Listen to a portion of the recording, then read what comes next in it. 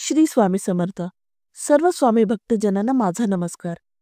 आपणा सर्वांना श्री स्वामी चरित्र सारामृतची माहिती ठाऊकच आहे. त्यामुळे त्या या माहितीचे मी इथे बखान करणार नाही. तुम्हाला माहीतच आहे की श्री स्वामी चरित्र सारामृत हे काव्य स्वरूपात आहे. त्यामुळे काही जणांना ते कळण्यास कठीण जाते. त्यामुळे हे श्री स्वामी चरित्र सारामृत सामान्य जनापर्यंत साध्या सरळ भाषेत पोहोचवण्याचे शिवधनुष्य पेलण्याचा प्रयत्न करीत आहे. तरी माझ्या या प्रयत्नांना यश मिळो ही स्वामी चरणी तसेच प्रेक्षकांना प्रार्थना. तर आज या कथनाची सुरुवात करत आहे. त्याचा सर्व स्वामी भक्तांनी लाभ घ्यावा. श्री विष्णू बळवंत थोरात विरचित श्री स्वामी चरित्र सारामृत ग्रंथाचा पहिला अध्याय मराठी गद्य अनुवाद प्रस्तुत करताना मी सर्वप्रथम या ग्रंथाचे लेखक श्री विष्णू बळवंत थोरात यांना वंदन करतो.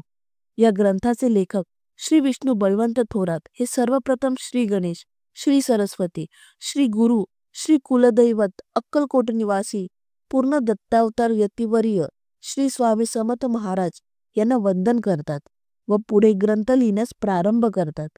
ते सर्वप्रथम आपल्या सद्गुरूला वंदन करतात. त्यानंतर ते जगतचालक भगवान श्री विष्णू देवतेला नमस्कार करतात व त्यांची स्तुती करतात व म्हणतात की त्यांनी धारण केलेले शस्त्र, आयुधे व वाहन यांचे गुण वर्णन करण्यास वेद सुद्धा असमर्थ आहेत. त्यांना विनंती करतात की श्री स्वामी चरित्र सारामृत या ग्रंथाचे लेखक निर्विघ्नपणे पार पडू दे. त्यानंतर ते विद्येचे देवता ब्रह्मकुमारी शारदा आपले गुरुवर्य माता व पिता यांना वंदन करून हा ग्रंथ पूर्ण होवो अशी याचना करतात.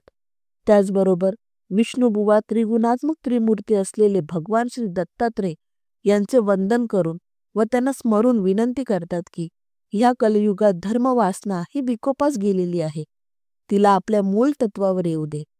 ते पुन्हा पुढे भगवान श्री दत्तात्रयांचे महती गुणगान करतात व कवी व्यास, वाल्मिकी ऋषी, संत तुकाराम महाराज इत्यादी संत महामुनी ऋषी यांचेही वंदन व गुणगान करून हा ग्रंथ तरीच जावो ही प्रार्थना करतात. ते पुढे म्हणतात की माझ्याजवळ ग्रंथ निर्मितीचे सामर्थ्य नाही.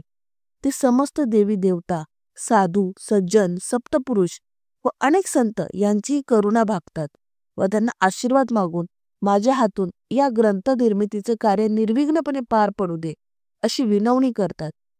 आता येथे श्री स्वामी चरित्र सारामृत ग्रंथातील पहिला अध्याय सुफल संपूर्ण होत आहे. श्री स्वामी समर्थ.